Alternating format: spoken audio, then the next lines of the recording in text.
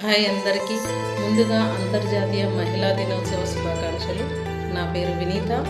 నేను real vision హోమ్స్లో property అడ్వైజర్గా work చేస్తున్నాను.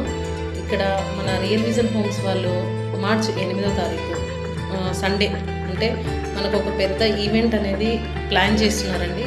ఇక్కడ మనలాంటి మహిళలు వచ్చి ఈ అవకాశాన్ని యూజ్ చేసుకోవాల్సిందిగా కోరుకుంటూ, అంటే మనకు మహిళలు అనేది ఒక ఇంటికే పరిమితం కాకుండా మనకంటూ ఒక సమాజంలో స్థానం ఉంది అనేది మనం గుర్తించుకోవాలండి.